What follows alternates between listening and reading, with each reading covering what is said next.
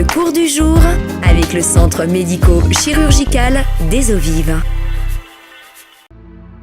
L'apnée du sommeil, c'est un arrêt de la respiration pendant la nuit qui est dû à une obstruction des voies aériennes supérieures. Donc il faut vous représenter un tuyau virtuel qui va depuis le nez jusqu'à la trachée.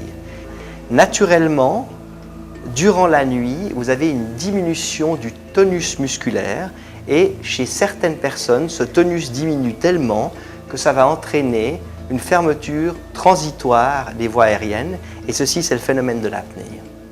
Le sommeil, en fait, est divisé en plusieurs phases. Vous faites des cycles d'environ 90 minutes qui se répètent. Et vous commencez par un sommeil léger et vous allez vers un sommeil profond. La conséquence des apnées, c'est que vous n'atteignez plus ce sommeil profond et conséquemment, vous n'avez plus un sommeil qui est récupérateur.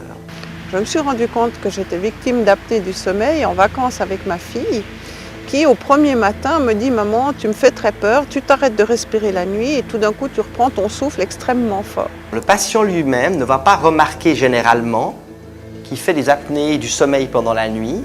Par contre, ce que va remarquer le patient, ce sont les symptômes, c'est-à-dire la fatigue durant la journée et l'hypersomnolence. Je n'avais pas l'impression de mal dormir, j'avais vraiment l'impression de bien dormir, mais je me réveillais en fait fatiguée. Pour diagnostiquer un syndrome d'apnée du sommeil, on utilise un appareil qui s'appelle le polygraphe respiratoire.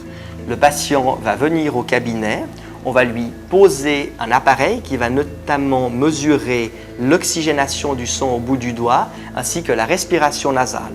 Le patient rentre à domicile avec cet appareil, dort à domicile, nous ramène l'appareil le lendemain matin et nous analysons sa nuit sur l'ordinateur. Donc nous voyons régulièrement au cabinet des gens qui peuvent présenter jusqu'à 40, 60 apnées par heure. 60 apnées par heure, c'est énorme. Alors, le laps de temps minimum pour parler d'une apnée, c'est 10 secondes, mais nous pouvons mesurer des apnées qui vont jusqu'à 1 minute. On ne meurt pas la nuit à cause d'une apnée du sommeil.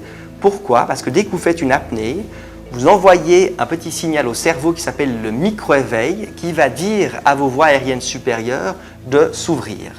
On m'a appareillée avec un appareil d'assistance respiratoire juste pour la nuit et dès le premier matin, ça a été le contraste absolu. J'ai eu l'impression d'être vraiment reposée et surtout de ne plus avoir de somnolence ou des envies de dormir au milieu de l'après-midi ou en fin d'après-midi quand on rentre, on se pose sur le canapé et hop, on s'efface.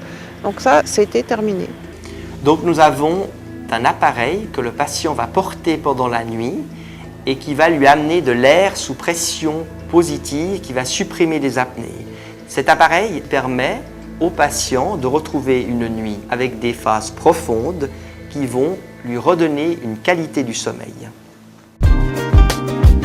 Le cours du jour avec le centre médico-chirurgical des Eaux Vives.